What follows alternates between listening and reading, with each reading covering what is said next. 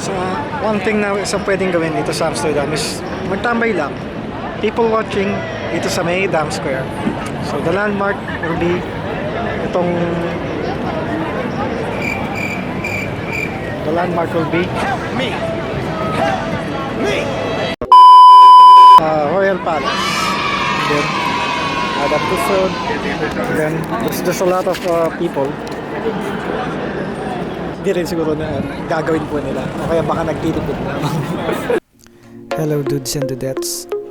Welcome sa part 2 ng ating pre-COVID travel to Amsterdam. To carry on, I highly suggest people watching in the Dam Square. Panoorin ninyo rin pala yung part 1 nitong DIY trip kung hindi nyo pa napapanood. Also, please like, comment, share, and subscribe, and ring the notification bell para ganyan ka din.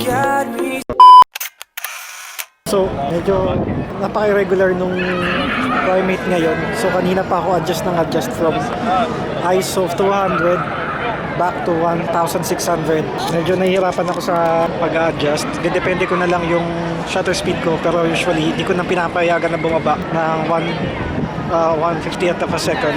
Kasi kit lens lang yung gamit. Mas mahirap siya. So, and also, dahil first time mo dito, masaya ko mag-enjoy. Kaya minsan, masyado na ako yung mga shots. Marami naman din dito na pwede makuha na ng picture. Actually, kahit parang lahat siya, titignan mabuti. Picturesque lahat. Kahit ano yatang kuhanan mo ng picture dito, maganda yun. So, hindi na kailangan na mag-effort pa ng manap ng item, ng subject. Kasi, madali makakita.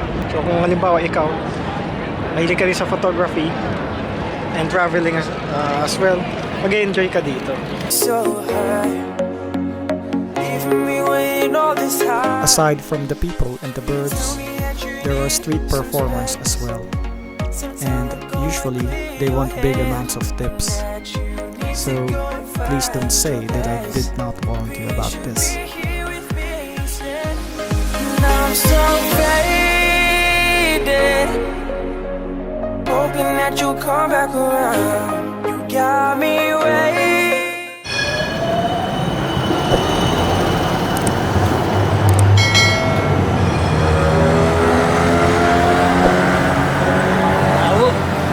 May kanal. May kanal. A few inches later. Wow.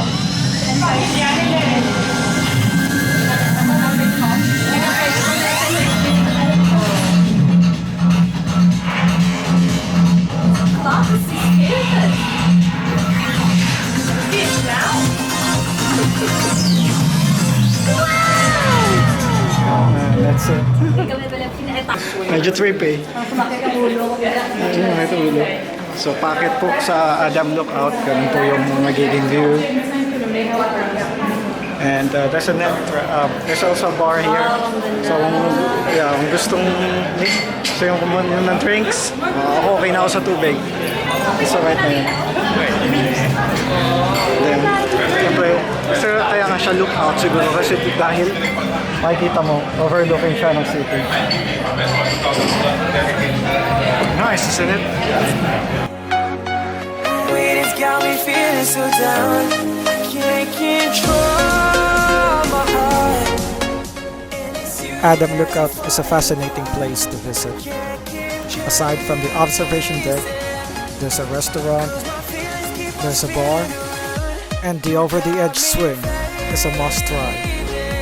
They also offer some great spots for picture taking.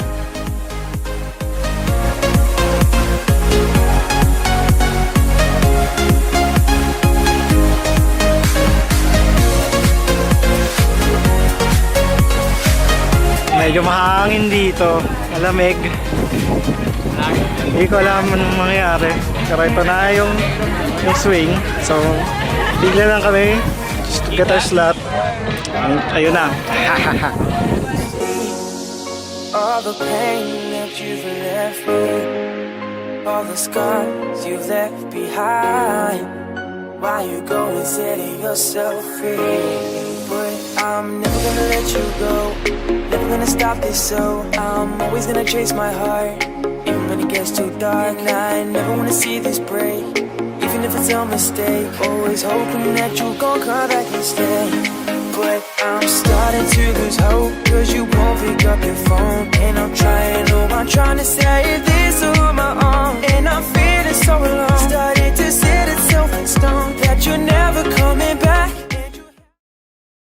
Later that same evening. Oh my Oh, fun ko. Click ko na Ang cute. Strolling around nighttime here dito sa Amsterdam. Masaya naman. Pero kasi inside connotation lagi pagka gabi is like red light district, pubs, o ano man yun yung iniisip. Pero nasa atin naman yan. If you don't want to engage in those things, you have the right to. It's your decision, it's your discretion. So kami ngayon, lakad lang para makahanap ng pagkain. And the plan is to eat in a Chinese restaurant para makatikim din ng mga dim sum. So, tara!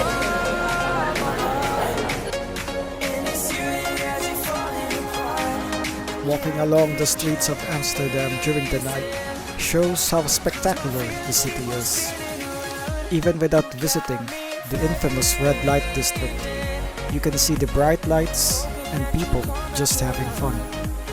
Of course, I won't miss the chance to do some night photography.